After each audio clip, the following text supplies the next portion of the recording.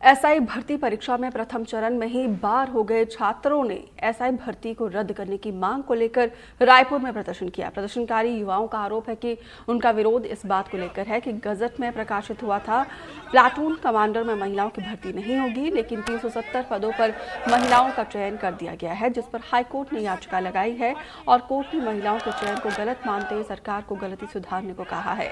शासन को भर्ती को रद्द करके नए सिरे से भर्ती करनी थी, लेकिन शासन ने मौखिक परीक्षा से महिलाओं को अलग से मेरिट से पुरुष को भी ले लिया, जबकि महिलाओं की वजह से करीब 5000 कैंडिडेट्स पहले ही चरण में बाहर हो गए थे।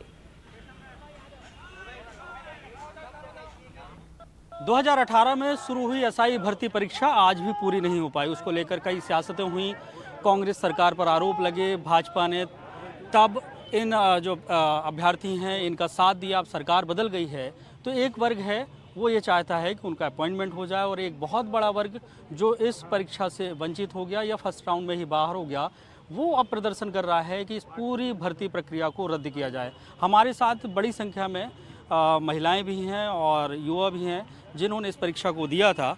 उनसे बात करते हैं कि आखिर आप रद्द करने की ही मांग क्यों कर रहे हैं, क्योंकि बहुत सारी बातें आई कि उसमें त्रुटि को सुधार लिया गया। जो आप लोगों के आरोप थे कि तो किस तरीके के आरोप थे और क्या हुआ? ये जो एसआई भर्ती है, शुरू से हम देखते आ रहे हैं कि इसमें प्राथमिक चरण से लेकर अंतिम चरण तक बहुत सारी अनियमितताएं हैं।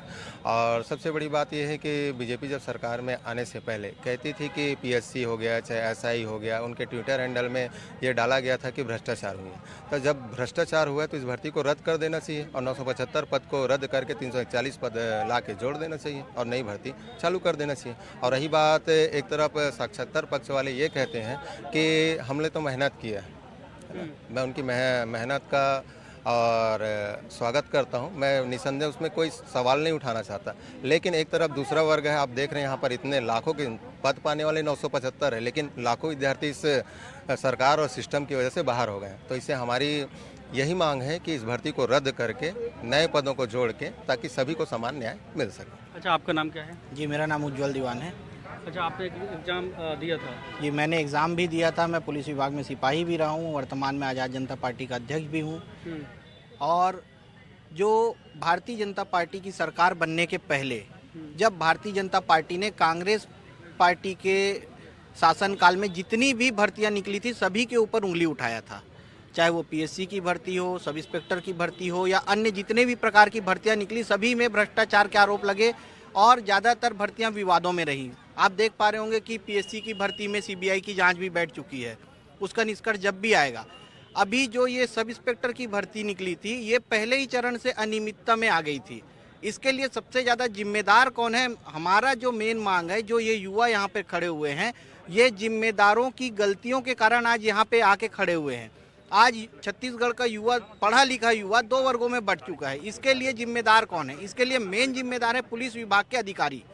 वो पुलिस विभाग के अधिकारी जिनकी जिम्मेदारी थी कि भर्ती प्रक्रिया को सही तरीके से लें, लेकिन उन्होंने अपनी जिम्मेदारियों को सही तरीके से नहीं निभाया और गैर जिम्मेदाराना रवैया अपनाया। इसके कारण आज छत्तीसगढ़ का युवा यहाँ पर भटक रहा है। कि ये परीक्षा जो है किस तरीके से अनियमितता है? एक बात ये आती है कि सूबेदार की जो अपॉइंटमेंट होना था, चयन होना था, उसमें महिलाओं को शामिल कर लिया। ये किस तरीके से गलत है और किस चरण में जो है ना गलतियां हुई हैं? दरअसल जब राजपत्र निकला था एसआई भर्ती का, उस राजपत्र में क्लियरली लिखा गया था एक पद है प्लाटून कमांडर, उसमें महिला अपात्र इनएलिजिबल है, यानी महिला शुरू से उस पोस्ट के लिए फॉर्म भर ही नहीं सकती, सिलेक्शन तो दूर की बात।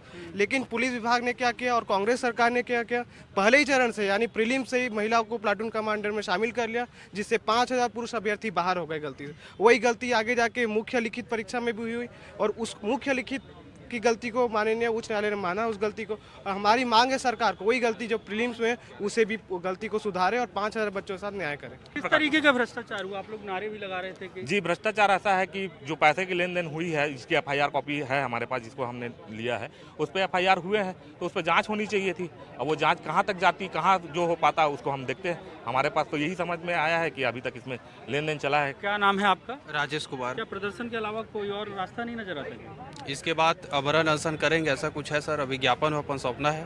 तो मतलब अगर बातें मानी नहीं जाती और रद्द नहीं होती तो आंदोलन आपकी रूपरेखा आगे क्या तैयार कर रहे हैं? अभी तो कुछ डिसाइड नहीं हुआ है, लेकिन न्यायपूर्ण आंदोलन करेंगे।